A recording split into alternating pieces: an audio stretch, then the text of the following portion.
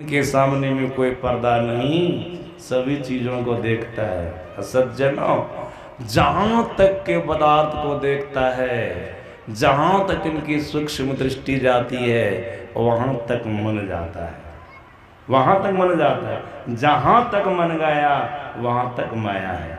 परमात्मा श्री राम कहते हैं, गो गोचर जहां लगी मन जाए, सो सब माया जानो, सब माया है। सज्जनों, हम लोगों के सदगुरु महाराज जी ने कहनी कृपा की है, मन कहाँ तक जाता है। ध्यान से सुनिएगा आप लोग, सत्संग योग के चौथे भाग को पढ़िएगा या मोक्ष दर्शन को पढ़िएगा, जो गुरु महाराज की निजी पुस्तक है, अनुभव ज्ञान, उनको पढ़िएगा, आपको पता चलेगा। गुरु महाराज जी ने कहा, मन का बनना कारण मंडल से हुआ है, और जिसका बनना जहाँ से होता है, जब तक वो वहाँ नहीं जाएगा तब तक उसका लय नहीं होगा, उसका अंत नहीं होगा।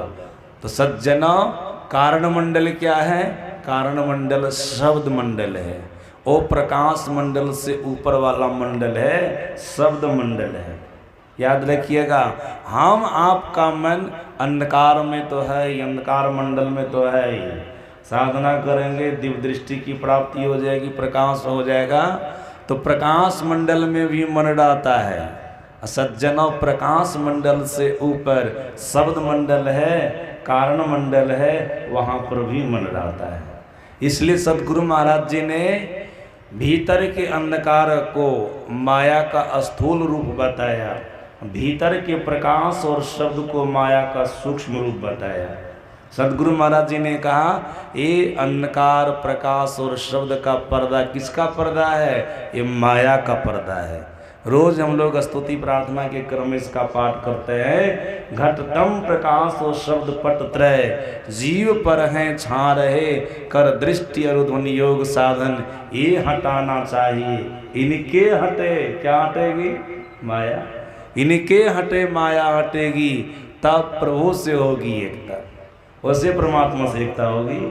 ये तीनों पर्दे, अंधकार का, प्रकाश का और शब्द का, माया का पर्दा है।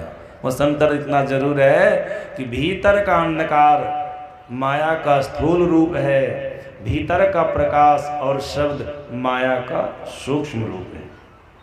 सज्जना, जहां तक मन जाता है वो सब के सब माया है। परमात्मा श्री राम ऐसा कर रहे। फिर परमात्मा श्री राम ने लक्ष्मण जी को माया के संबंध में समझाया। भाई लक्ष्मण सुनो, माया का दो भेद होता है, तेहि कर भेद सुनाओ तुम सो, विद्या अपर अविद्या दो। परमात्मा श्री राम कहते हैं कि माया का दो भेद, एक विद्या माया और दूसरी अविद्या माया। सज्जना, परमात्मा श्री राम ने कहा, दोनों माया का काम अलग अलग है। इसको भी सुनिएगा बढ़िया से, दोनों माया का काम अलग अलग है। अविद्या माया का काम है जीव को संसार रूपी कुआं में गिरा कर रखना।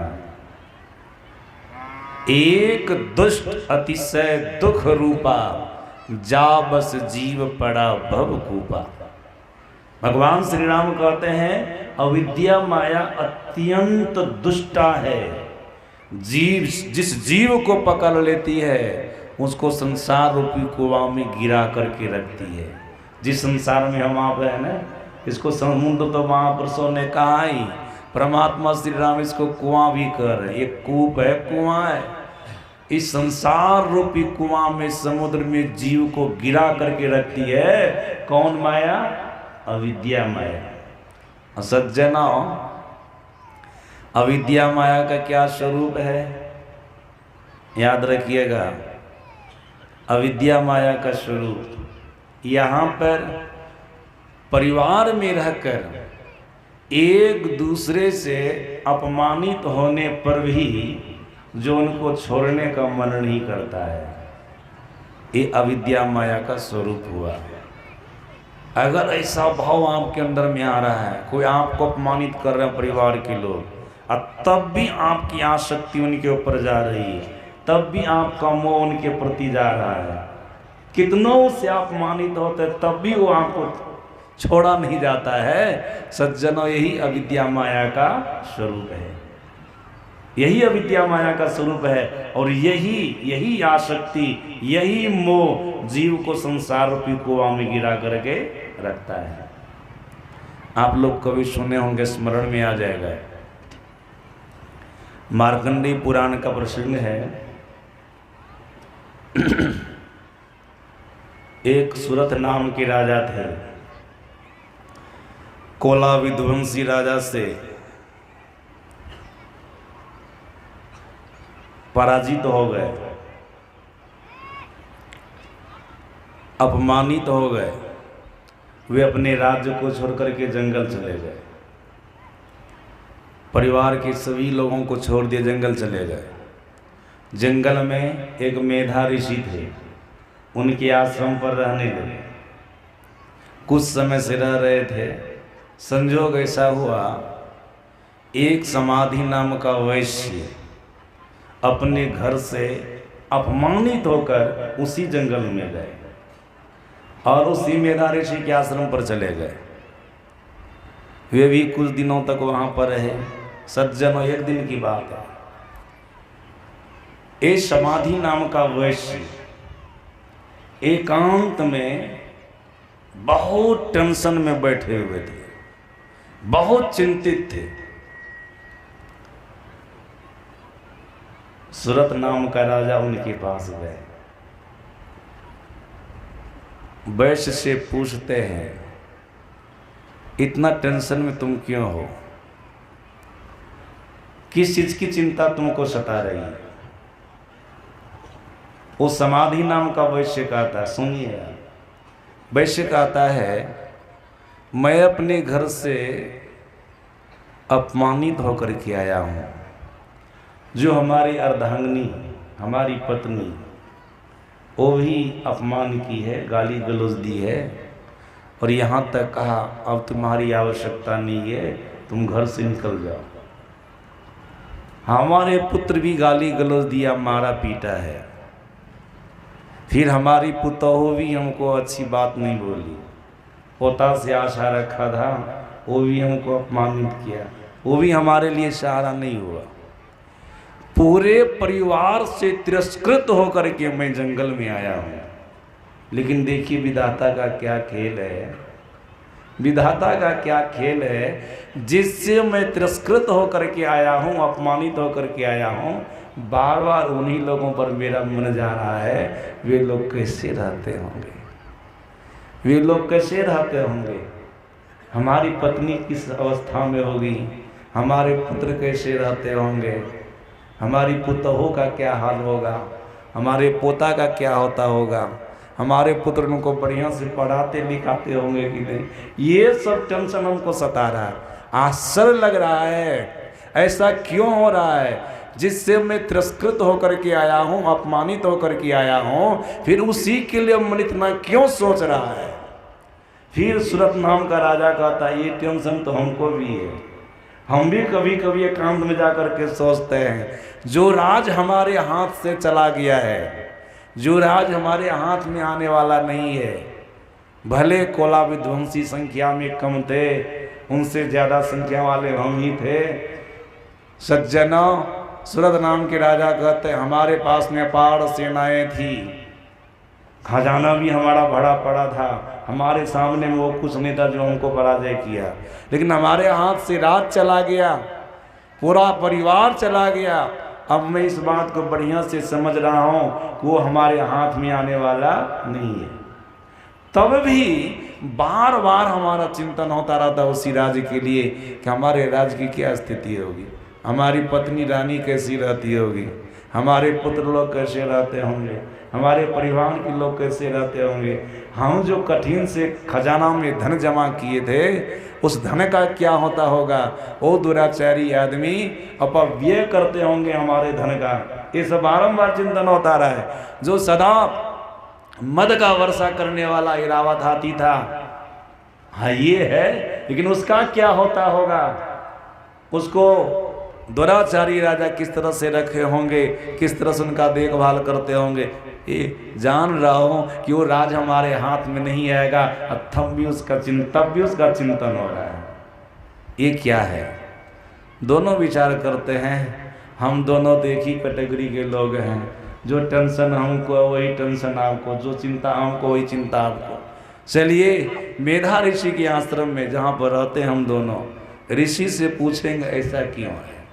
सज्जनों ऋषि के पास गए, ऋषि से पूछे तो ऋषि ने कहा ये प्रभु की अविद्या माया का प्रभाव है।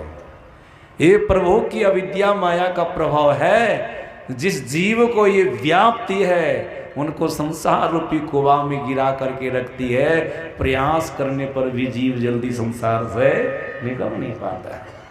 सज्जना, आप कहेंगे अविद्या माया के प्रभाव से हम संसार रूपी कुआं में गिरे रह गए, संसार रूपी समुद्र में रह गए तो क्या होगा, हानि क्या होगी? याद रखिएगा, हम लोगों के सदगुरु महाराज जी ने इस भवकूप के लिए, संसार रूपी समुद्र के लिए ऐसा भी कहा है कि ये जीवात्मा के लिए एक परदेश है। जीवात्मा के लिए क्या है? ये परदेश है। जीवात्मा का स्वदेश तो परमात्मा का देश है। जीवात्मा के लिए संसार प्रदेश के समान है। यहाँ पर जब जीवात्मा आता है किसी भी शरीर को लेकर तो सुखी नहीं रह पाता है। यह परदेशवा काल को भेषवा जोरे आवे दुख पाएगा। परमात्मा ये भगवान, ये हम लोग के गुरु महाराज जी कह रहे हैं, परमाराध संसद गुरु महर्षि में ही परम जी महाराज कह रहे हैं जीवात्मा के लिए संसार प्रदेश के समान है। जब तक यहाँ पर ये रहेगा तब तक इनको सुख मिलने वाला नहीं है। यहाँ पर जो भी आया सबको दुख हुआ। सज्जनाओ, जिस भगवान राम को हम आप मानते हैं ये भगवान है, परमात्मा है। उस भगवान राम को जीवन में कभी सुख मिला इस संसार में? रामायण को पढ़ करके देख लीजिए। लोग तो कभी कभी हम लोगों के पास अपना दुख सुनाने लगते हैं ना, तो हम उनको कहते हैं भगवान राम से भी ज़्यादा दुख आपको हुआ है। जिस भगवान को हम परमात्मा मानते हैं, पूजा करते कि दुख से छूट जाएंगे, अरे उनके जीवन चरित्र को पढ़ करके रामायण में देखिए, उनको कभी सुख नहीं मिला इस संसार में, कभी नहीं सुख मिला। भगवान है, वे आ गए ना संसार में तो उनको दुख हुआ। भागवत महापुराण को पढ़ करके देखिए, जिस भगवान कृष्ण को हम आप मानते भगवान है, परमात्मा है, उनको संसार में कभी सुख मिला? देख लीजिए, बच्चे से कितना आफत उनके ऊपर आया है। कंस कैसे कैसे राक्षस को भेजे उनको मारने के लिए, जान रहे ना आप लोग? कितना कष्ट हुआ, कितना उनको दुख हुआ। ये तो भगवान ने थे सामर्थ्यवान थे कि सब राक्षस को मार दे, लेकिन कष्ट तो आया, विपत्ति तो आई, कष्ट आया, विपत्ति आई। सज्जना, जिस वंश को भगवान श्री कृष्ण ने संवारा, हर तरह से पालन पोषण किया, उसी वंश का उजाड़ उनके सामने में हो गया। सज्जना, 56 कोटि यदुवंशियों का नाश उनके सामने हो गया। जिसको पाला पोसा संवारा रक्षा किया, अंतिम में अपनी आंखों से मरते हुए श्रृंगार होते हुए उनको देखा, ये कृष्ण देखा उनके जीवन में। देखिए, अंततो गत्वा, व्याधा के बाण लगने से भगवान कृष्ण का प्राणांत होता है। जान रहे हैं आप लोग? भगवान आए उनको कष्ट। सज्जना, ये तो राम और कृष्ण की बात रही, भगवान शंकर भी इस संसार में बहुत कष्ट पाए, बहुत कष्ट पाए। सज्जना, जब दक्ष प्रजापति का प्रसंग पढ़ेंगे तो वहाँ पर आपको मिलेगा कितना कष्ट हुआ। जब सती अपने शरीर को हवन कुंड में जला दी, यदि क्या क्या वहाँ पर बवाल हुआ है। भागवत महापुराण को पढ़ के देखिएगा, शिव पुराण को पढ़ करके देखिएगा, पता चलेगा। सज्जना, भगवान शंकर एक बार भस्मासुर के चक्कर में फंस गए, वृखासुर के चक्कर में फंस गए। ये वृखासुर उनसे वरदान प्राप्त किया, उनकी तपस्या करके, जिनके माथे पर मैं हाथ रखूंगा वो जल करके भस्म हो जाए। नारद जिनको भटका दिए, तो वरदान प्राप्त किया, तो वरदान की परीक्षा लिया, कैसे लेंगे? का भगवान शंकर के माथे पर हाथ रख करके देखो जलते हैं कि नहीं। ऐसा कहने का कारण था कि ऐसा वरदान प्राप्त किया है ना, संपूर्ण संसार को एक चौपट कर देगा, इसलिए मुनि के पास में भेजता हूँ, बोले इसी का नाश हो जाए। वहाँ जाएगा तो कोई ना कोई उपाय हो जाए, कोई ना कोई नाश हो जाएगा, तो संसार को नाश कर देगा। ये सज्जनों, भस्मासुर गया पुनः भगवान शंकर के पास। का क्यों लौट करके आया?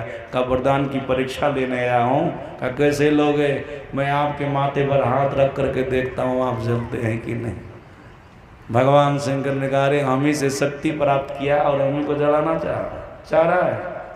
सज्जनों, आसुरी प्रकृति के जो लोग होते हैं ना, दुष्ट प्रकृति के जो लोग होते हैं ना, जिससे शक्ति पाता है, जिससे सामर्थ्य पाता है, उसी को नष्ट करना चाहता है। ये तो संसार की लीला है। जो आपसे सबल हो जाएगा, आप ही से जो मजबूत होगा, आप ही से जो बल प्राप्त करके, शक्ति प्राप्त करके, वैभव ऐश्वर्य प्राप्त करके संसार में बल वाला, शक्ति वाला, ऐश्वर्यवान कहलाएगा, वही व्यक्ति एक दिन आपको नष्ट भी करना चाहेगा। यही तो संसार का स्वरूप है, यही तो संसार का स्वरूप है। देख लीजिए, गुरु महाराज जी अपने प्रवचन में प्रसंग बोले हैं ना, तो बोलते बोलते हंसने लग गए। देखिए, भगवान शंकर को भी जलने का डर है। सज्जना, अगर भगवान विष्णु पार्वती का रूप बना करके भस्मासुर को नहीं रोकते तो उनको जलाइए देते। भागते जा रहे थे, भागते जा रहे थे।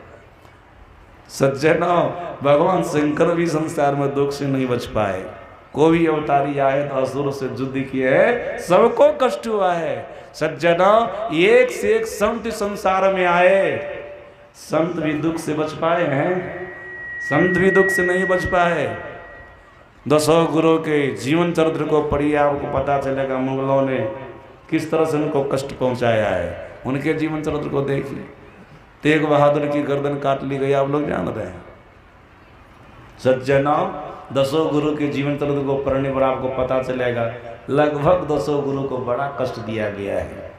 सज्जना, फिर आप लोग को पता है बंदावीर, जो सिख संप्रदाय की एक अंग है, उनको मुगलों की सेना ने पकड़ा है, किस तरह से तवा पलिटा करके सिझा दिया है, चिमटा से उसका मांस खींचा है और उनके ही पुत्र का मांस शरीर से निकाल करके उनके मुंह में ठूसा है। कैसा लगता होगा उस समय? बड़ा दुखदायक ये वचन है, प्रसंग है। सज्जना, ईसा मसीह को क्रॉस पलट करना पड़ा। संत पलटू साहब को दुष्टों ने जीवित आग में झोंक दिया। ये सब यही मन कांड हुआ है, संसार में ही। संत कबीर साहब को 72 तरह से कष्ट दिया गया। कबीर कसौटी में ऐसा वर्णन है। मीराबाई को विष का प्याला दिया गया, सुकरात को विष का प्याला दिया गया, भगवान बुद्ध को पेचिस का रोग हो गया, शंकराचार्य जी महाराज को भगंदर का रोग हो गया, रामकृष्ण परमहंस जी महाराज को कैंसर का रोग हो गया। देख रहे हैं ना, ये सब संत हैं। संत ऋषि मुनि को भी संसार में कष्ट हुआ है, इसलिए सदगुरु महाराज जी कहते जोरे आवे दुख पाही। यहाँ पर जो आता है सबको दुख होता है। सज्जना, इस प्रदेश से हम आपको चला जाना चाहिए था, स्वदेश अपने लोक में, लेकिन नहीं गए। जहाँ पर दुख ही दुख है, यहाँ पर ठहर गए। एक कवि ने बड़ा अच्छा कहा, इस संसार रूपी प्रदेश में जीव आया था सैर करने के लिए, घूमने फिरने के लिए, घर बना करके ठहरने के लिए नहीं है। लेकिन जीव यहाँ पर घूमना फिरना छोड़ करके घर बना करके रह गया, जबकि दुख ही दुख यहाँ पर है। हम आचार्य श्री के साथ गए थे बम्बई, तो वहाँ के सत्संगी जो थे केदारनाथ साहब, समुद्र में ले गए थे सैर करवाने के लिए। तो सैर करवाने के लिए गए थे, घरे बनाने के लिए ले गए थे, घुमाने फिराने। कई किलोमीटर पानी में चले गए सैर करते करते, कई किलोमीटर। न इधर का किनारा दिखता था, ना उधर का किनारा, किधरों का किनारा, चारों तरफ में से किधरों का किनारा नहीं दिखता था। इतना दूर लेके चला गया, इतनी दूर लेके चला गया था जहाज वाले। वो भाड़ा पर किया था, रिजर्व कर लिया था छोटका पनिया जहाज को, पूरा एकदम घुमा रहा था। कभी कभी तो डरो लगता था, इतना उसमें तरंग उड़ता था। सज्जना, समुद्र में गए थे सैर करने के लिए, घर बना करके ठहरने के लिए नहीं। उसी प्रकार से कवि ने कहा, जीव आया है संसार रूपी समुद्र में सैर करने के लिए, घर बना करके रहने के लिए नहीं। लेकिन यहाँ घर बना करके रह गया, यहाँ तो दुख ही दुख है। आया था सैर करने ही मुसाफिर थुइयाँ, था सैर कर लौट जाना युक्त तुझको फिर वहाँ। अरे सैर करना भूल कर निज घर बनाकर टिक गया, याद कर अपने देश का परदेश में क्यों भूल गया। परदेश में भूल गए, जहाँ पर दुख ही दुख है इसी प्रदेश में भूल गए। सज्जन इससे निकल करके हमको प्रभु परमात्मा के पास जाना था। याद रखिएगा, हम आपका शरीर जिस माता पिता से बना है ना, आपके माता पिता का, हमारे माता पिता का जो घर है वही घर इस शरीर का भी है। लेकिन शरीर चेतनात्मा जीवात्मा के माता पिता कौन है? वो परमात्मा है। तो जीवात्मा का घर कौन होगा? परमात्मा का घर होगा, परमात्मा का घर होगा। सज्जना, आप किसी दूसरे के घर में रहेंगे तो अपने वाले घर का सुख आपको नहीं मिलेगा। अपना घर में जो सुख होता है वो दूसरे के घर में सुख नहीं मिलेगा।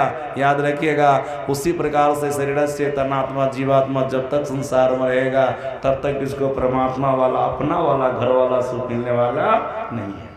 इसको परमात्मा के पास जाना है, परमात्मा ही इनके अपने पिता है। सुंदरदन पाठ में जीवो परम पिता ने चीनो कहते संतन, उसको चीनो, उनको जानो, उनको पहचानो। संसार के किसी भी व्यक्ति को चिन्होगे, पहचानोगे, तुम्हारा भला नहीं है, तुम्हारा कल्याण नहीं है। लेकिन अगर एक बार परमात्मा को चिन्ह लोगे, ईश्वर परमात्मा को पहचान लोगे तो तुम्हारा भला है, तुम्हारा कल्याण है।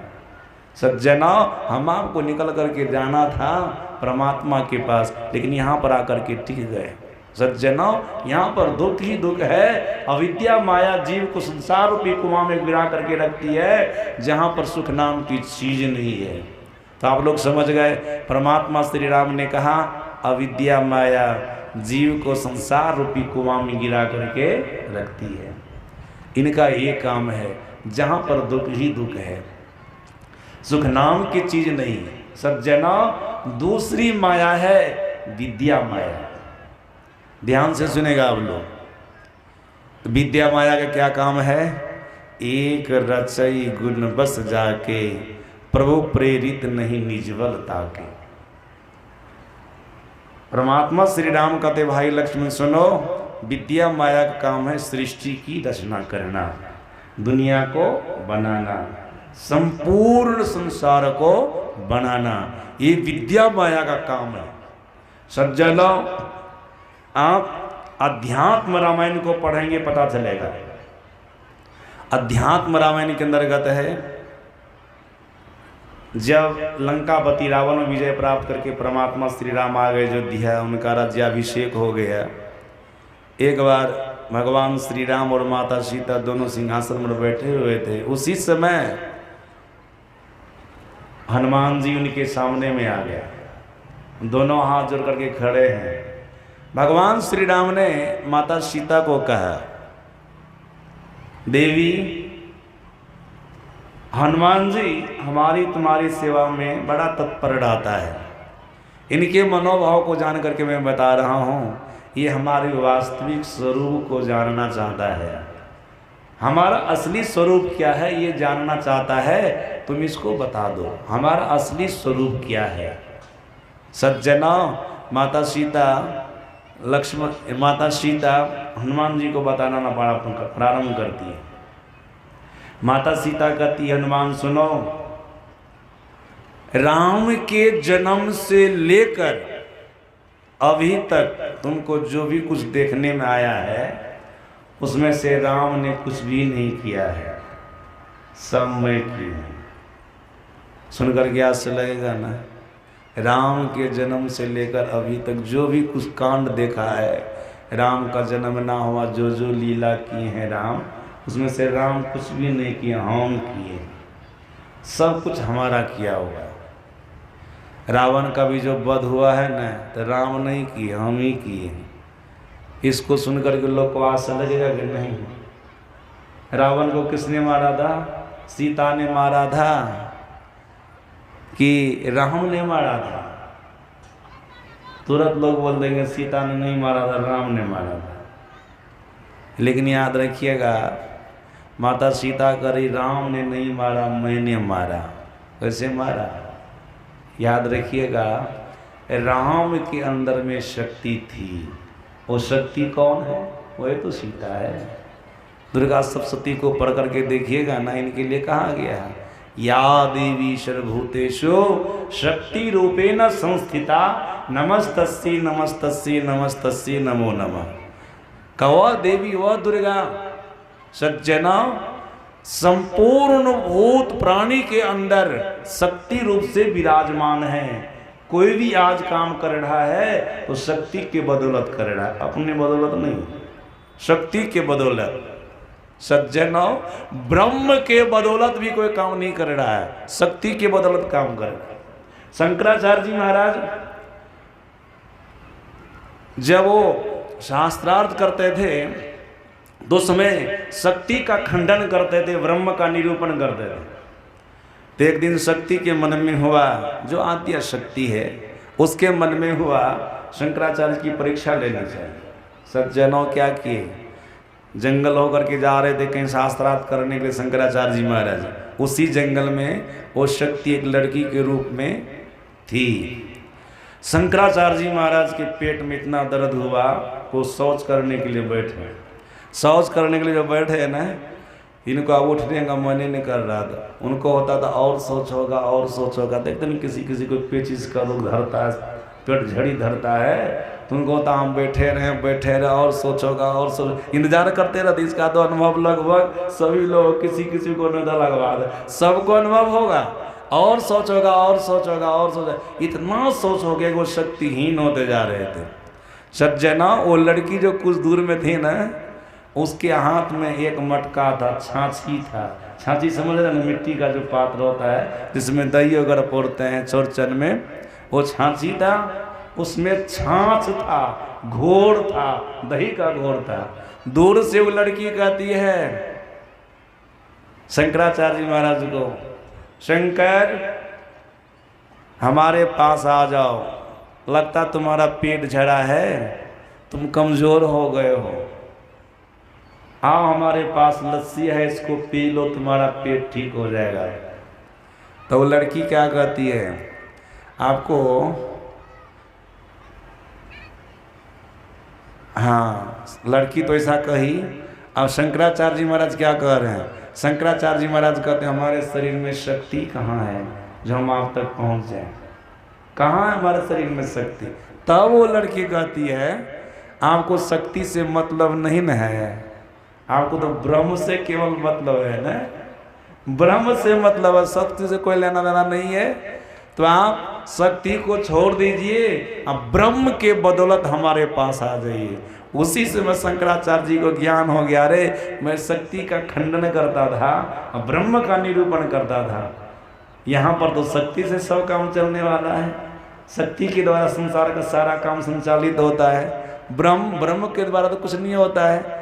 माता सीता ने कहा सुनो हनुमान, नाम राम न जन्म लेते हैं, न मरते हैं, न क्रियाकलाप करते, न उठते हैं, न बैठते हैं, न खाते हैं, न पीते हैं, न सोते, न जगते, वो कुछ भी नहीं करते हैं। सुनो, उनके शमी मात्र रहने से उनकी शक्ति मैं सारा काम संपन्न करती हूँ, मैं सारा काम संपन्न करती हूँ। शंकराचार्य जी महाराज को भी नॉलेज हो गया, मैं शक्ति का खंडन करता था, ये शक्ति लड़की के रूप में आकर के मुझे शिक्षा दी है कि संसार का कोई भी काम संचालित होता है तो शक्ति के द्वारा होता है, ब्रह्म के द्वारा नहीं। हाँ, ब्रह्म से ही शक्ति का प्राकट्य हुआ है, ब्रह्म कुछ नहीं करता है, जो भी कुछ करती है वो शक्ति करती है, शक्ति के द्वारा सारा काम संचालित होती है। सज्जना, यहाँ पर परमात्मा श्री राम कहते हैं ये विद्या माया हमारे नजदीक रहने से, हमारे से शक्ति पाकर ये शक्ति स्वरूपा हो गई है और इसी के द्वारा संसार की रचना होती है। विद्या माया के द्वारा संसार की रचना होती है। जो सज्जना, जिस संसार में हम आप हैं, यह स्थूल संसार है, फिर सूक्ष्म संसार है। कोई भी संसार हो, किसी भी संसार की रचना हुई है तो शक्ति के द्वारा हुई है, शक्ति के द्वारा। ये क्या है, ये विद्या माया है। सज्जनों, हम लोगों के सदगुरु महाराज जी ने विद्या माया के बारे में और कुछ कहा है। सदगुरु महाराज जी ने कहा सुनो, अविद्या माया जीव को संसार रूपी कुआं में गिरा करके रखती है, लेकिन विद्या माया क्या करती है, जीव को संसार रूपी कुआं से निकालने का काम करती है। ये विद्या माया का काम है। ब्रह्म तक पहुंचाने का काम विद्या माया का है। सज्जनों, गुरु महाराज जी ने विद्या माया का विश्लेषण करते हुए कहा, संसार में जितने सत्कर्म लोग करते हैं या धर्म ग्रंथ के माध्यम से महापुरुषों ने जितने सत्कर्मों का वर्णन किया है, वो सारे सत्कर्म विद्या माया के अंदर है। और गुरु महाराज जी ने क्या कहा, भीतर का प्रकाश और शब्द ये विद्या माया का प्रतीक है। भीतर का प्रकाश और शब्द ये विद्या माया का प्रतीक है और इसी से संपूर्ण संसार का निर्माण हुआ है। सज्जना, भीतर का प्रकाश क्या, बिंदु और नाद। बिंदु और नाद, बिंदु से सब कुछ बनना ऐसा माना जाता है और नाद से सब कुछ बनना ऐसा माना जाता है। सज्जना, नाद से ही सब कुछ बना, बिंदु से ही सब कुछ बना। आप इन दोनों से कैसे बन गया? याद रखिएगा, नाद ब्रह्म के प्रतीक हैं, बिंदु शक्ति के प्रतीक है। तो ब्रह्म से ही न शक्ति निकली है, ब्रह्म से शक्ति। कहीं पर ऐसा कहा जाता, महापुरुषों ने कहा, बिंद में तहा नाद बोले, ऐसे कहते हैं ना। एक बिंदुता की प्राप्ति होती है तब नाद होता, मतलब शब्द होता है। और कहीं कहीं आपको पता चलेगा ध्वनिरंतर्गतं ज्योतिर, इसका मतलब क्या हुआ? ध्वनि के अंदर में ज्योति होती है। ये तो महापुरुष के कहने का विलक्षण भाव है, समझाने की तरीका है। सज्जनों, दोनों में बड़ा संबंध है। सदगुरु महाराज जी ने कहा, बिंदु और नाद में, प्रकाश और शब्द में किस तरह का मेल है? का जैसे जल और जल के तरंग में मेल है, जल और जल के तरंग में मेल है, वैसे बिंदु और नाद मतलब शक्ति और ब्रह्म में संबंध है। दोनों से आप कर सकते हैं। इन दोनों के द्वारा सृष्टि की रचना हुई है। सज्जना, जब इसी दोनों को हम आप पकड़ेंगे अपने भीतर में, बिंदु और नाद को, प्रकाश और शब्द को, तब हम आप परमात्मा के पास चले जाएंगे। सदगुरु महाराज जी ने कहने कृपा की, विद्या माया जीव को ब्रह्म तक, परमात्मा तक पहुंचाने का काम करती है। जो विद्या माया सृष्टि की रचना करती है, सज्जनों, अविद्या माया जीव को संसार रूपी कुआं में गिरा करके रखती है, जहां पर की दुख ही दुख है। सज्जनों, याद रखिएगा, इसमें से विद्या माया संसार रूपी समुद्र का जल नहीं है, अविद्या माया संसार रूपी समुद्र का जल है, जिस जल में जीव डूब रहा है, अनेक प्रकार का दुख भोग रहा है। अब आप लोग समझ गए, संसार एक समुद्र है, तो संसार रूपी समुद्र में जल क्या है? माया।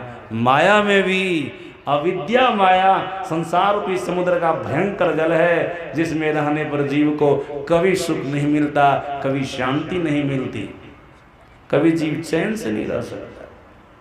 सज्जनों, ये तो जल की बात रही। जहां पर समुद्र होता है, आप लोगों में से कोई देखेंगे तो देखेंगे, हम देखे, जो भी समुद्र के तट पर गए होंगे देखे होंगे, समुद्र में तरंगे होती हैं। देखिएगा, बार बार तरंग आती, एक तरंग समाप्त नहीं हुई कि दूसरी तरंग आ जाती है। समुद्र में स्नान करने वाला अगर ये सोच ले, ये सोचे कि तरंग खत्म होगी तब हम समुद्र में स्नान करेंगे, तो जीवन में कभी स्नान कर सकेगा?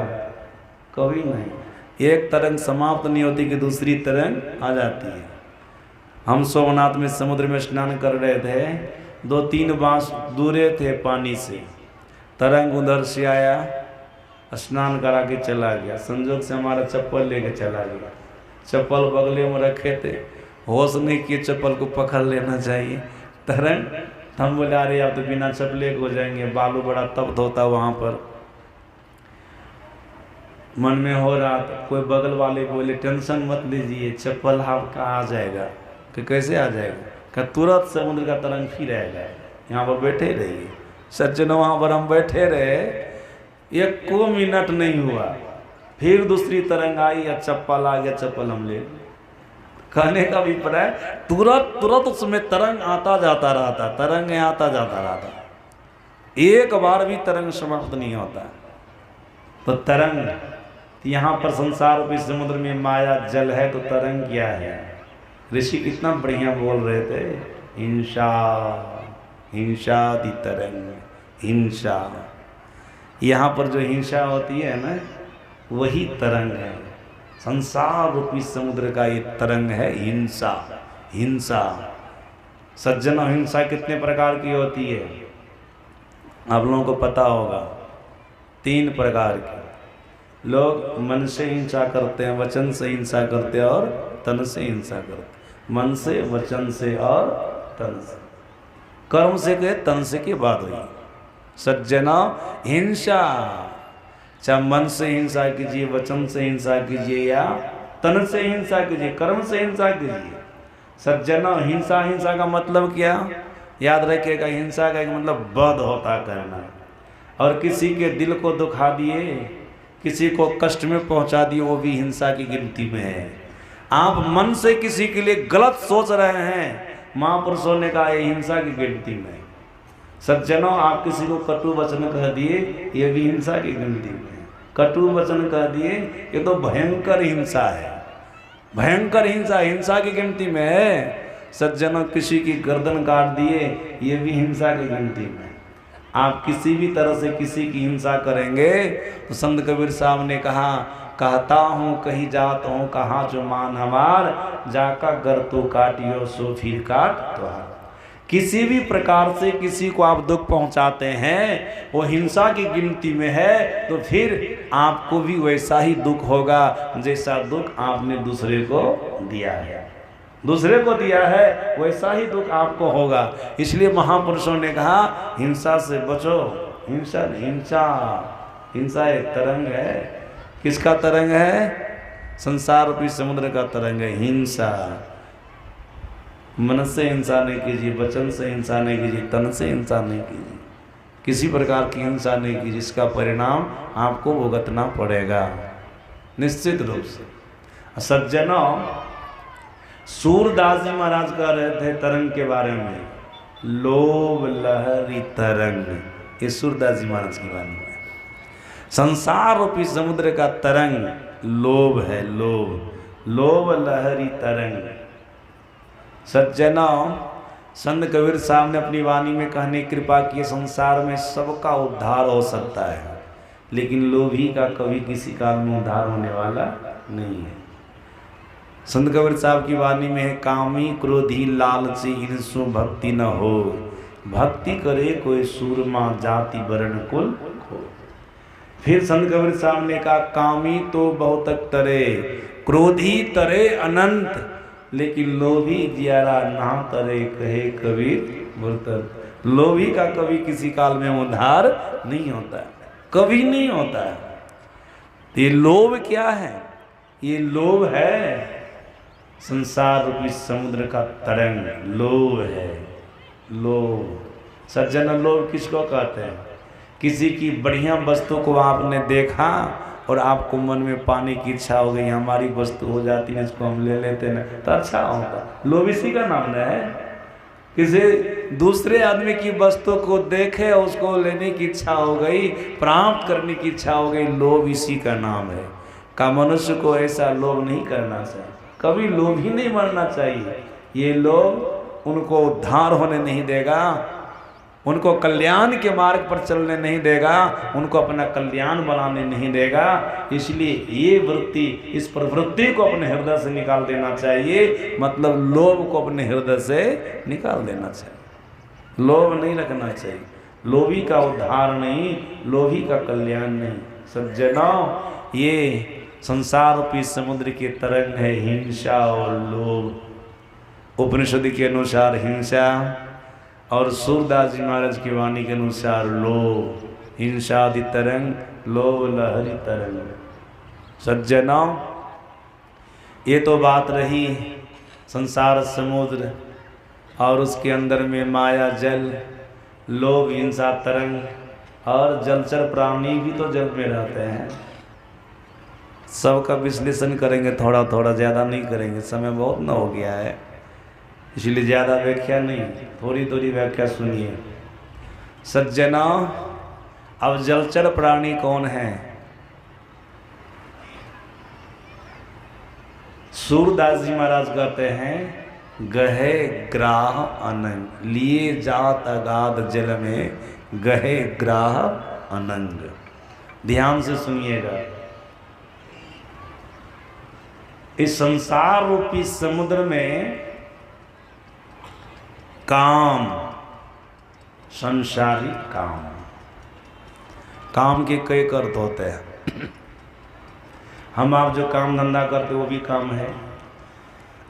और संत कबीर साहब ने कहा, काम काम सब कोई कहे, काम न चीन्हे को, जेती मन की कल्पना काम कहावे सो। वो काम है। मन में जो अनेक प्रकार की कल्पनाएं होती रहती, इच्छाएं होती रहती है, ये सब काम है।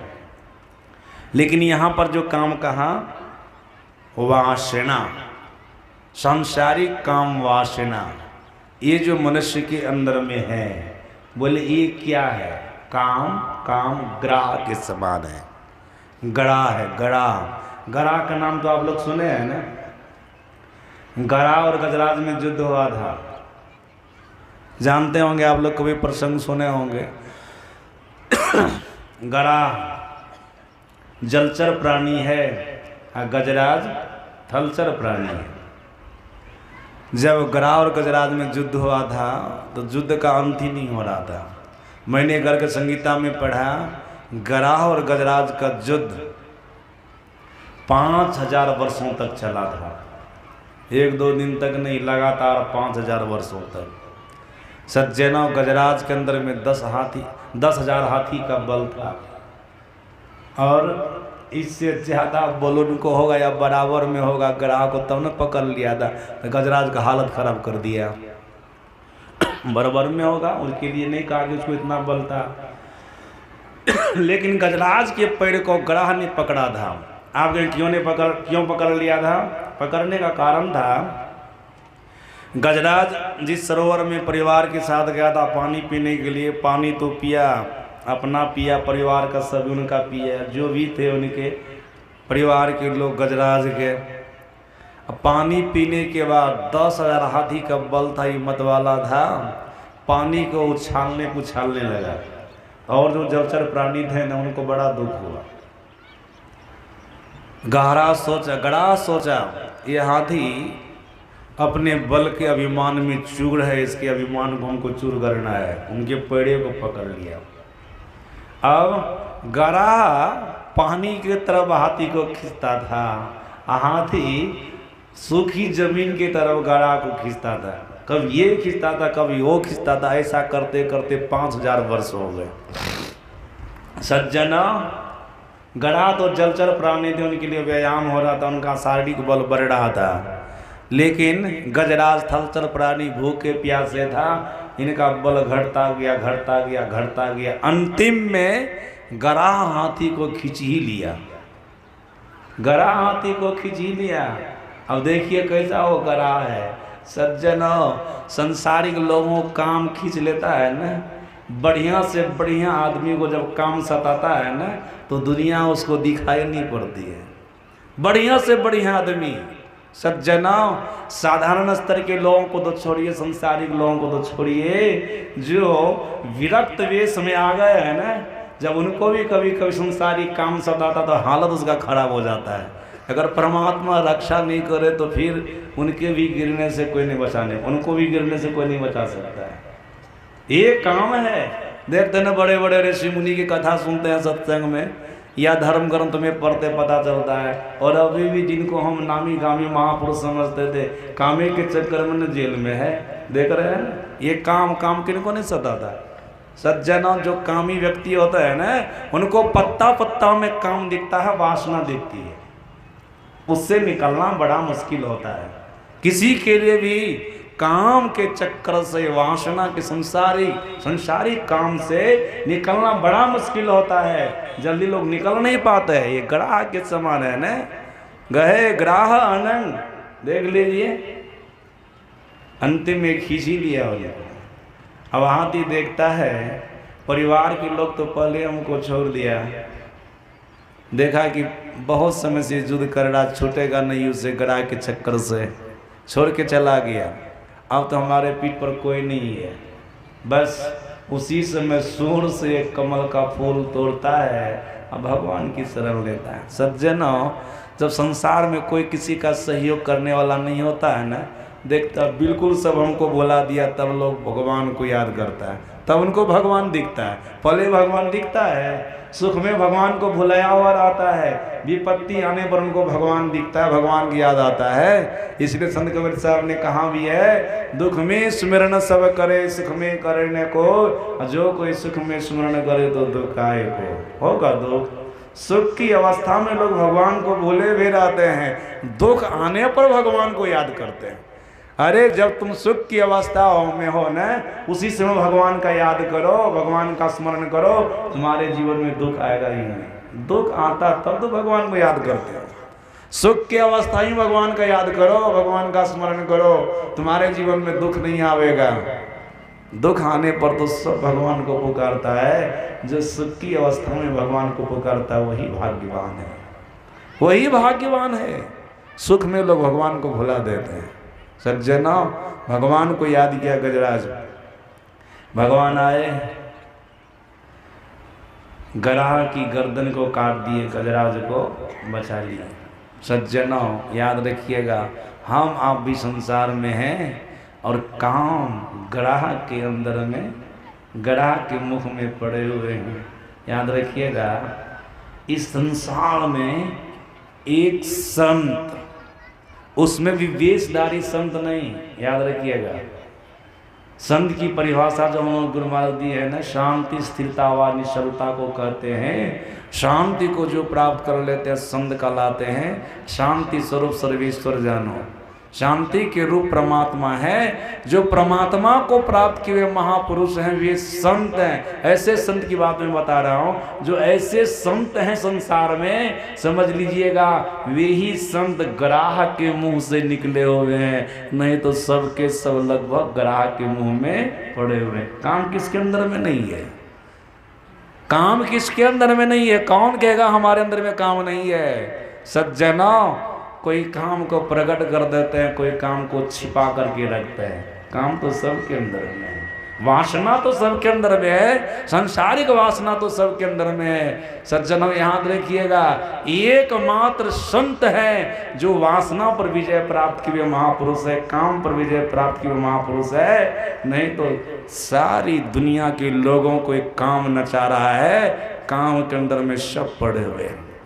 एक तो अनेक प्रकार की इच्छाएं काम हुए, अनेक प्रकार के संकल्प विकल्प है, काम वे हैं। फिर वासना में सब पड़े हुए हैं, संसारिक वासना में सब पड़े हुए हैं। उसके चक्कर से कोई नहीं निकल पाते हैं, निकलना भी बड़ा मुश्किल है। याद रखिएगा, गजराज के तरह जब तक भगवान की शरण में नहीं जाइएगा ना, तब तक गराह के मुंह से, अनंग के मुंह से, कामदेव के मुंह से निकलना बड़ा मुश्किल होगा, नहीं निकल सकते। आपको भी भगवान की शरण में जाना पड़ेगा। सज्जनों, इस संसार रूपी समुद्र में पहला जलचर प्राणी, जल में रहने वाला प्राणी ग्राह है, अनंग है, अनंग है। वो अनंग, अनंग ग्राह, अनंग मतलब कामदेव, जिसको अंग नहीं है, शरीर नहीं है। शरीर कैसे रहेगा? शरीर को तो जला दिया भगवान शंकर, कामदेव के शरीर को जलाया ना भगवान शंकर। तीसरा नेत्र घार करके कामदेव को जला करके भस्मीभूत कर दिया। पहले तो अंग था, अंग सही था, वो बाद में अंग रहित हो गया, अनंग हो गया। वो सज्जन, हमको लगता है जब शरीर में होगा कामदेव तब लोगों को कितना सताता होगा, हालत खराब कर देता होगा सब। अभी बिना शरीर का है तब तो सबका हालत खराब कर रखा है। जब शरीर धर करके होगा तब कैसा हो, लोग किस तरह से सताता होगा, किस तरह से लोगों को परास्त करता होगा जीव को। बिना शरीर का है तब सबका हालत खराब करके रखा है, सबके मन को बिगाड़ करके रखा है। बोले काम काम ग्राह के समान है। सज्जनों, सब ग्राह के अंदर में हम आप पड़े हुए हैं। जब हम आप भी प्रभु की शरण में जाएंगे, परमात्मा की शरण में जाएंगे, तो ग्राह के मुंह से मुक्ति होगी, मतलब काम के मुंह से मुक्ति होगी, अनंग के मुंह से मुक्ति होगी। नहीं तो फिर जो कष्ट होना है संसार रूपी समुद्र में, जल में, माया में डुबा करके ग्राह खत्म कर देगा, ये कामदेव खत्म कर देगा। गए ग्राह आनंद। सज्जनों, ये जलचर प्राणी है। और सूरदास जी महाराज कहते हैं मीन इंद्रिय। मीन मतलब क्या होता है? मछली। सज्जन, हम आपकी जो 14 इंद्रियां हैं ना, ये मछली के समान है। ये भी जलचर प्राणी है ना, माया रूपी जल में रहने वाले प्राणी है, ये जलचर प्राणी है। मीन इंद्रिय, 14 इंद्रियां मछली के समान है, मछली के समान। ये जलचर प्राणी है। और आप लोग उपनिषद के पाठ में सुन रहे थे, निद्रा भय सरीसृपं, सुन रहे थे ना? ये निद्रा भय क्या है? ये भी जलचर प्राणी ही है, निद्रा। सज्जनों याद रखिएगा, निद्रा कुंभकर्ण की पत्नी का नाम है। ये निद्रा कुंभकर्ण को कितने समय तक सुलाती थी? 6 महीने तक। 6 महीने सुला करके रखती थी, एक दिन जगाती थी निद्रा देवी। हम लोगों के सदगुरु महाराज जी ने कहा है, ध्यान से सुनिएगा। सदगुरु महाराज जी ने कहा, ध्यान करने वाले व्यक्ति को नींद से बच करके रहना चाहिए। बच करके कितने लोग रह पाते होंगे?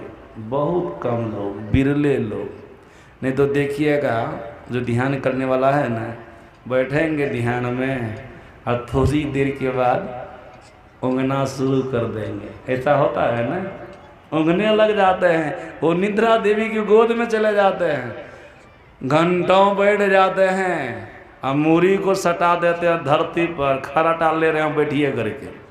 किसी किसी का पेट बड़ा होता है ना, पेटे पर मुंह दे करके सो जाते हैं।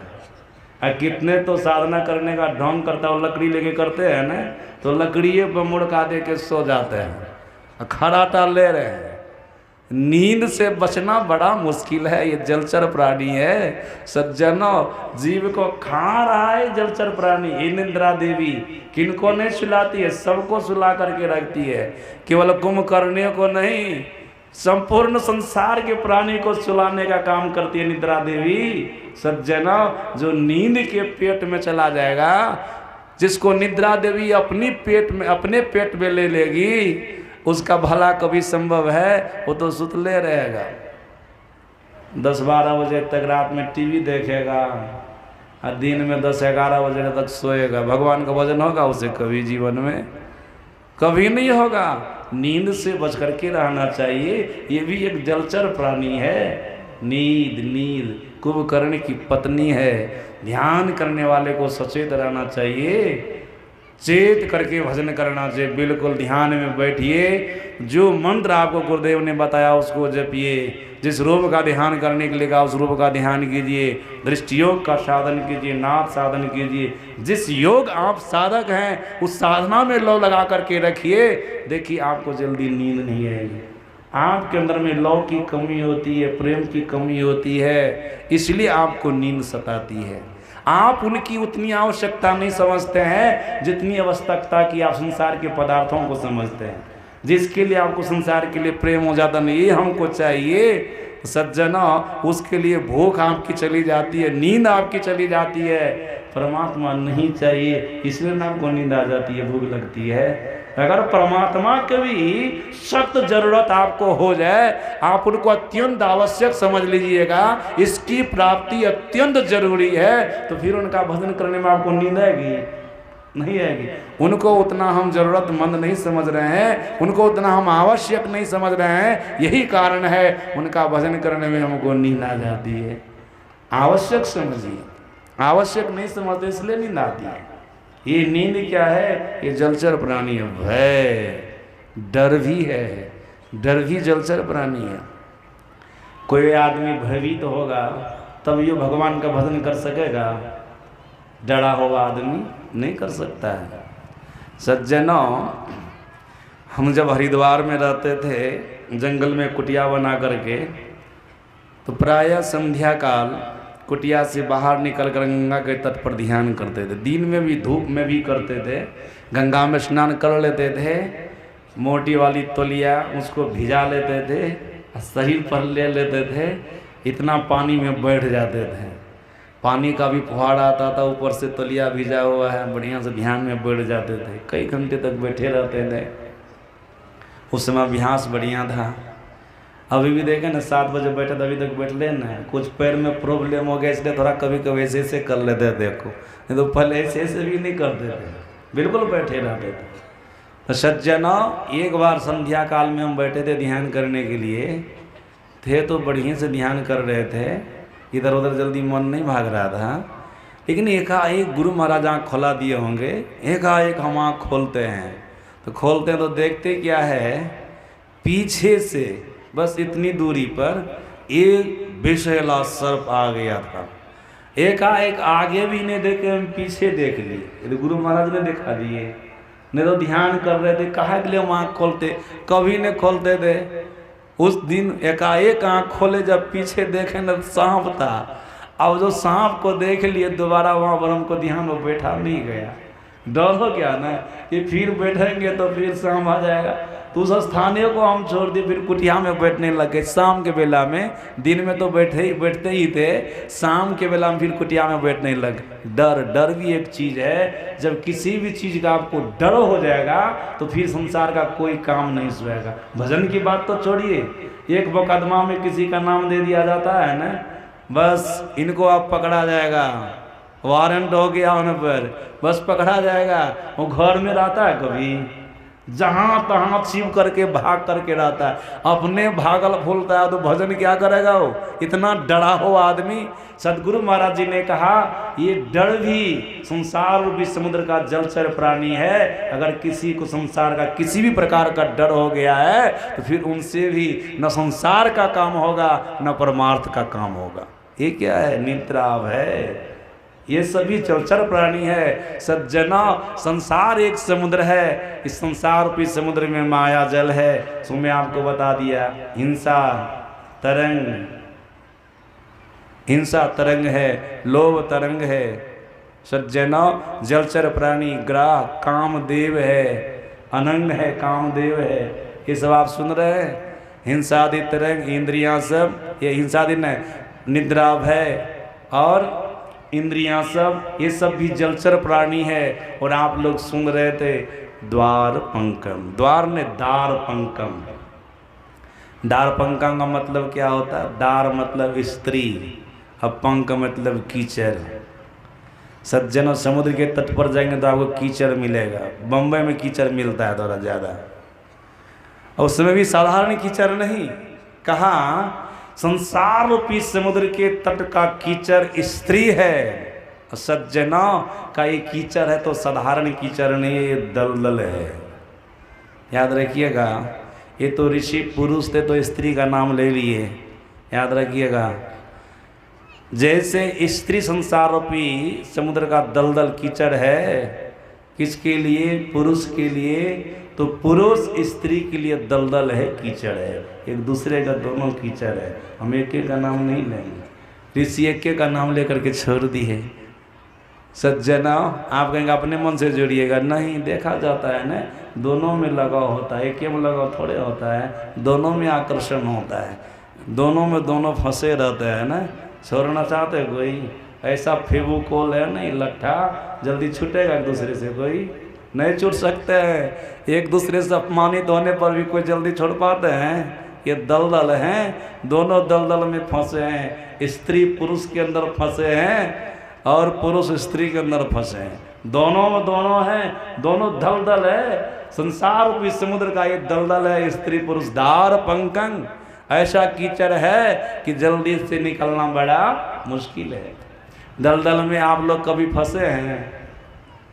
दलदल में फंसने वाले हमको अपना अनुभव बताए थे, बोले थे कोई दलदल में फंस जाते हैं ना, वो सोचेंगे कि हम सीधा निकल रहे दलदल से, वो सीधा नहीं निकल सकेगा। अगर सीधे देखो हिलेगा ना दलदल से निकलने के लिए तो भीतरे घुसते जाएगा दलदल में, धीरे दलदल भीतरे ज़्यादा रहेगा, जाते जाते कान कपार सब उसका डूब जाएगा उसी में, बिल्कुल राम नाम सत्य हो जाएगा। सज्जनों, दलदल से जल्दी निकल नहीं सकता है। हाँ, दलदल से निकलने का तरीका क्या है, दलदल पर आप सो जाइए, सो करके आप धीरे धीरे निकल जाएगा। हाँ कि मिट्टी का सहारा ले करके धीरे धीरे घसक करके आप निकल जाएगा। सीधे खड़ा होकर के निकलने का प्रयास कीजिएगा तो नहीं निकल सके। ये दलदल स्त्री पुरुष संसार का दलदल है एक दूसरे के लिए, इससे निकलना बड़ा मुश्किल है। अरे इस पर भी सो जाओ, मतलब थोड़ी सी उसकी आसक्ति हटा करके ईश्वर का भजन करना प्रारंभ कर दो तो दलदल से निकल जाओगे, दलदल से निकल जाओगे। नहीं तो तुम दलदल में फंस करके डूब जाओगे, खत्म हो जाओगे, मिट्टी के अंदर में धस जाओगे, तुम्हारा प्राणांत हो जाएगा। दार पक्कम पंकम, स्त्री के लिए पुरुष, पुरुष के लिए स्त्री दलदल है, इससे निकलना भी बड़ा मुश्किल है। सज्जन निकलिएगा, सब एक जगह रहिए, लेकिन थोड़ा थोड़ा भजन कीजिए। समझ लीजिएगा हम दोनों दलदल से निकलने का प्रयास कर रहे हैं। परमात्मा की कृपा होगी, आप दलदल से निकल जाइए, नहीं तो निकलना बड़ा मुश्किल है सज्जना। और एक बात क्या बोले ऋषि, तृष्णावर्तम। तृष्णावर्तम का मतलब क्या होता है, कभी सुने आप लोग? तृष्णावर्तम का मतलब होता है भंवर। भंवर, भंवर पानी में भंवर होता है ना, पानी में भंवर होता है। भंवर मतलब पानी घूमता है, नाचता है, गोलाकार, उसी को भंवर कहते हैं। सज्जना, जो उस भंवर में फंस जाएगा वो आदमी जल्दी निकल पाता है?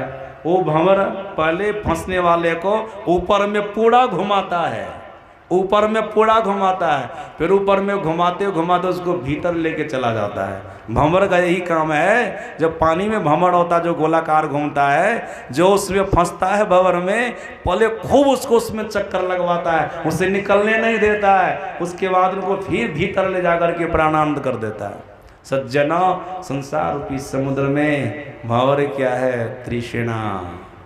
याद रखिएगा, अगर किसी के अंदर में तृष्णा होगी ना तो समझ लीजिएगा हम भंवरों में फंसे हैं। इससे निकलना हमको बड़ा मुश्किल है, निकलना बड़ा मुश्किल है। भंवर है, भंवर है।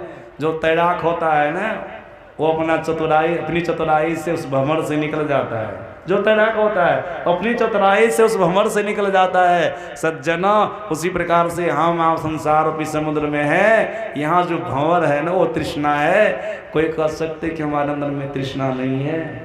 तृष्णा का मतलब क्या होता है? आपके पास में कितनों संपत्ति है, कितनों धन है, तब भी आपका मन कहता है कि हमको नहीं चाहिए। ऐसा आपका मन नहीं कहेगा।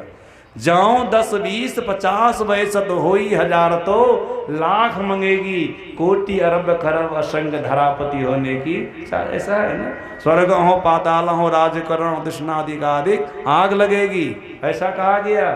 सज्जनों, कितनों कुछ हो जाएगा ना तो आपके अंदर में तृष्णा बनी रहेगी, और चाहिए और चाहिए। याद रखिएगा, एक परमात्मा को प्राप्त कर लेने पर ही तृष्णा का अंत होता है। इधर संसार के किसी भी पदार्थ को प्राप्त कर लेंगे तो आपकी तृष्णा का नाश नहीं होगा, तृष्णा का नाश नहीं होगा। तृष्णा और जैसे प्रज्वलित अग्नि में आप घी की आहुति दे करके सोचेंगे अग्नि बुझ जाए, तो कभी बुझेगी? तृष्णा प्रज्वलित अग्नि के समान है। सज्जनों, याद रखिएगा, तृष्णावंत को, तृष्णा वाले को शंकराचार्य जी महाराज ने 1 नंबर का दरिद्र कहा है। 1 नंबर का दरिद्र कहा है, और दरिद्र कभी सुखी नहीं हो सकता है। कहा गोस्वामी जी महाराज से पक्षीराज गरुड़ जी ने पूछा था, को संसार में कौन दुखी है? संसार में कौन दुखी है? या संसार में सबसे बड़ा दुख क्या है? इस पर कहा गोस्वामी जी महाराज ने क्या कहा था? नहीं दरिद्र सम जग दुख माई। इस संसार में दरिद्र होने के समान और कोई दुख नहीं। और शंकराचार्य जी महाराज कह रहे दरिद्र वही है, असली दरिद्र। दरिद्र तो वो भी है जिसके पास में धन नहीं है, लेकिन का असली दरिद्र वो है जिनके पास धन है लेकिन और पाने की इच्छा है। कोवा दरिद्रो श्लोक है, कोवा दरिद्रो, प्रश्न किया गया, कोवा दरिद्रो। इस संसार में दरिद्र कौन है? शंकराचार्य जी महाराज ने कहा, अति विशाल तृष्णा। जिनके पास में अत्यंत विशाल तृष्णा है, मानो वही 1 नंबर का दरिद्र है। और दरिद्र कभी सुखी हो सकता है? कितनों धन होगा तो सुखी नहीं हो सकता है। उनके मन हाय लगा रहा था, और हो जाए और हो जाए और हो जाए। कभी आप लोग सुनेंगे, स्मरण में आ जाएगा, ज्ञान वैराग प्रकाश का एक प्रसंग है। एक महात्मा जी जा रहे थे सड़क होकर के, सड़क के बगल में एक सेठ का घर था। सेठ जी को देखे, मकान का खंभा पकड़ करके रो रहे हैं। उनके पास चले गए महात्मा जी। महात्मा जी ने पूछा क्यों आप रो रहे हैं? सेठ जी कहते कहने में तो लज्जा रही है। अरे महात्मा के पास सब कुछ बोल देना चाहिए, जैसे डॉक्टर के पास वैद्य के पास में रोगी रोग नहीं छिपाता, सब कुछ बोल देता, तब नहीं इलाज होगा उनका। तो महात्मा के पास में भी कुछ नहीं छिपाना चाहिए, बोल दीजिए क्यों रो रहे हैं। तब वो सेठ जी क्या कहता, हमारे पास में इतना धन है कि 7 पीढ़ी तक के लोग कोई काम धंधा नहीं करेंगे। हमारे मरने के बाद 7 पीढ़ी तक के लोग कोई काम धंधा नहीं करेंगे, तब भी उनका जीवन बड़ा सुखी संपन्न रहेगा। लेकिन हमको टेंशन इस बात का है कि 8वीं पीढ़ी के लोग क्या करेंगे, उनका जीवन कैसे चलेगा। 8वीं पीढ़ी के लोग को तो कुछ नहीं मिलेगा, वो तो सुख से नहीं रह सकते। तो 8वीं पीढ़ी का टेंशन यही लेकर के बैठा है, ये कभी सुखी हो सकता है? ये एक नंबर के दरिद्र हैं। सज्जन कितनो धन होता तो मन नहीं भरता है, अत्यंत विशाल तृष्णा को लेकर के बैठा है, ये अत्यंत दरिद्र है। असज्जनों यही तृष्णा संसार रूपी समुद्र का भंवर है, जो इस भंवर में फंसेगा उसके लिए भी निकलना बहुत मुश्किल है। इसमें भी जो चतुर प्राणी होंगे, जिनके अंदर में थोड़ा सा भी विवेक होगा, वे इस भंवर से निकल करके ईश्वर भजन में लगेंगे तो उनका कल्याण हो जाएगा, उनका कल्याण हो जाएगा। नहीं तो कल्याण संभव नहीं है। सज्जनों अब आप देख लिए, संसार ऐसा है, ये समुद्र है और इसमें क्या क्या है सब मैं आप लोगों को सुना दिया। सज्जनों ये भी आप लोगों ने सुना था, यहाँ सुख नाम की कोई चीज़ नहीं है, दुख ही दुख हैं, यहाँ से हम आपको निकलना है। सज्जनों समुद्र को पार करने के लिए कोई ना कोई सहारा चाहिए, या तो हवाई जहाज चाहिए, नहीं तो पनिया जहाज चाहिए, नाव चाहिए, कोई ना कोई सहारा नहीं चाहिए। बिना सहारा के आप समुद्र को पार नहीं कर सकते हैं। सज्जनों अब इस संसार रूपी समुद्र को पार करने के लिए जीव के लिए क्या सहारा चाहिए? उपनिषदकार ने बड़ा अच्छा कहा था, आप लोग पाठ में सुने थे। सज्जनों क्या कहा था? सूक्ष्म मार्गम अवलंबया। ये इंपॉर्टेंट बात है। संसार में क्या है नहीं है सो मैं आपको सुनाया ना, यहाँ तो सुख नहीं दुख है। थोड़ा सा आप लोगों को सुख मिल रहा है ना, पूर्व जन्म की अच्छी कमाई है इसलिए थोड़ा सा सुख मिल रहा है, और सुख में भी आपको दुख लगा रहा था। ऐसा नहीं कि केवल सुख के सुख है, दुख भी आता आपके जीवन में। सज्जनों यहाँ से जाना है, यहाँ से निकलना है। संसार रूपी समुद्र में सुख नहीं है, जाना है। कैसे जाएंगे? ऋषि कहते हैं इसके लिए सूक्ष्म मार्ग का अवलंब लो, सूक्ष्म मार्ग का अवलंब लो। सज्जनों सूक्ष्म मार्ग क्या है? यह भेद गुप्त पाना किसी ग्रंथ से है असंभव, समझ लो किसी संत से समझना होगा। याद रखिएगा, मनुष्य के शरीर में 9 स्थूल मार्ग है, जो खुला मार्ग है, प्रकट मार्ग है। 2 आँख का, 2 कान का, 2 नाक का छिद्र, 1 मुंह, फिर मल मूत्र विसर्जन करने का एक मार्ग। ये 9 स्थूल मार्ग है। और इसी मनुष्य शरीर के अंदर में ठीक दोनों आँखों के बीच में पिंड ब्रह्मांड के मिलन स्थान पर सूक्ष्म मार्ग है। इसका भेद सदगुरु बतलाते हैं, इसका भेद सदगुरु बतलाते हैं। सज्जनों अगर इसका आप अवलंब ले लीजिएगा ना, सूक्ष्म मार्ग का अवलंब लीजिएगा सदगुरु से जान करके, तब आप संसार रूपी समुद्र को पार कर जाएंगे। आपको आश्चर्य लगेगा, पार करना है संसार रूपी समुद्र को, अवलंब लेंगे मनुष्य शरीर के सूक्ष्म मार्ग का। ये क्या उल्टी बात है?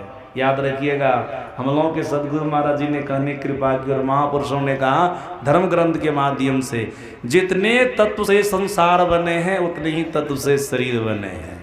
जानते हैं ना, 5 तत्व से संसार बना है, 5 तत्व से मिट्टी जल अग्नि हवा आकाश। और शरीर कितने तत्व से बना है? उतने ही तत्व से शरीर बना है, 5 तत्व से शरीर बना है। सदगुरु महाराज जी ने कहने कृपा की, शरीर और संसार में बड़ा संबंध है। संत कबीर साहब ने तो शरीर को भी समुद्र कहा है, कबीर काया समुद्र है अंत न पावे कोई। कबीर का ये वचन है। ये भी समुद्र के समान है। जब संसार समुद्र के समान है ना, तो शरीर भी समुद्र के समान है। जितने तत्व से संसार बने हैं उतने तत्व से शरीर बने हैं। संसार और शरीर का बड़ा संबंध है। सदगुरु महाराज जी ने कहा, शरीर के जिस तल पर जब जीव रहता है, संसार के भी उसी तल पर तब जीव रहता है। शरीर के जिस तल को जब जीव छोड़ता है, संसार के भी उस तल को तब जीव छोड़ता है। सज्जनों, वैसे थोड़े छोड़ा जाएगा। इसके लिए आपको साधन विधि सीखनी पड़ेगी।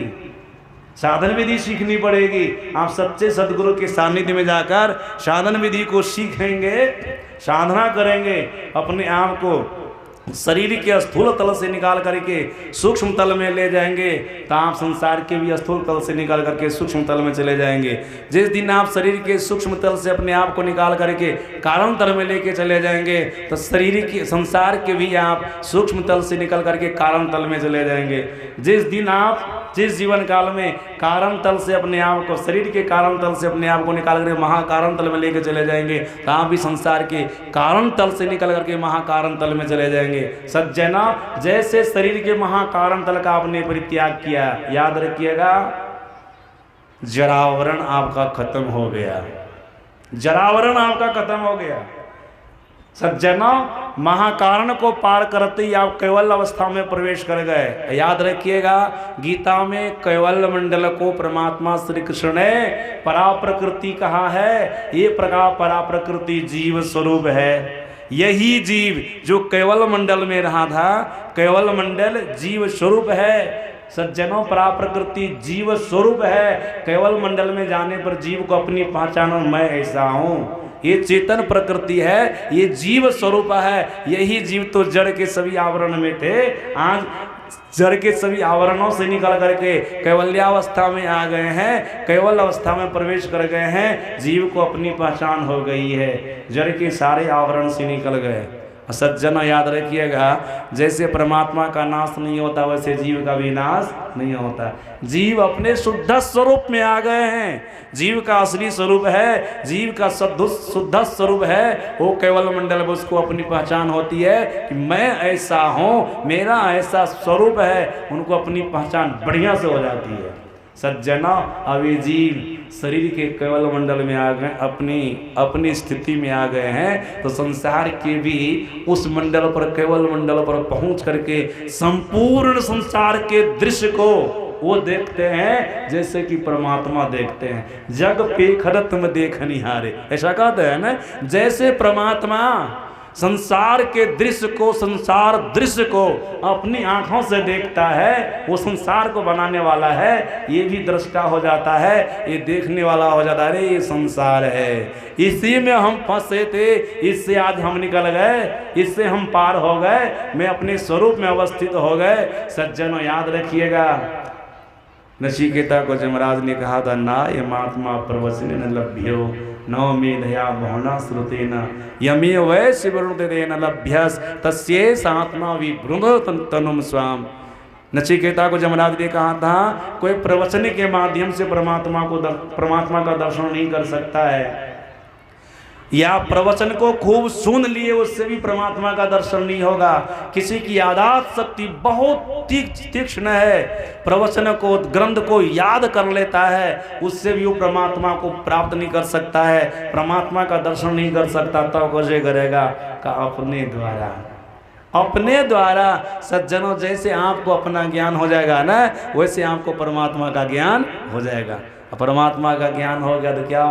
परली पार तेरा मीता खड़िया, संसार रूपी समुद्र के उस पार में दूसरे किनारे पर, आप तो इस किनारे पर थे ना, दूसरे किनारे पर आपके परमात्मा, आपके पिता, आपकी माँ, आपके सगे संबंधी मित्र, जो सब कुछ आपके परमात्मा है।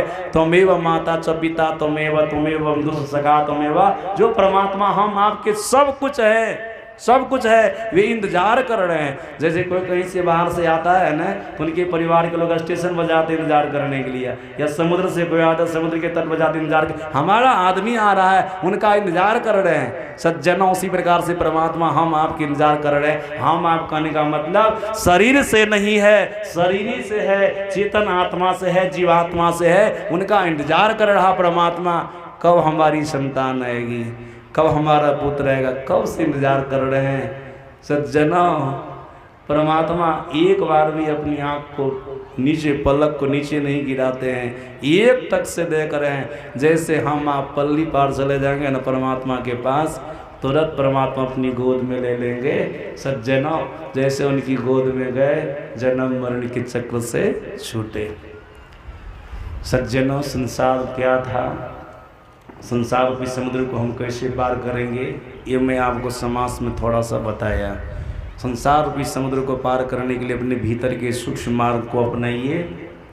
इसलिए उन लोगों के गुरु महाराज जी ने कहा भी, मन तुम बसो तीसरो नैना महत से चल दीजिए। तीसरा तिल में, तीसरा नेत्र में वास कीजिए, वहीं से परमात्मा के लिए चल दीजिए।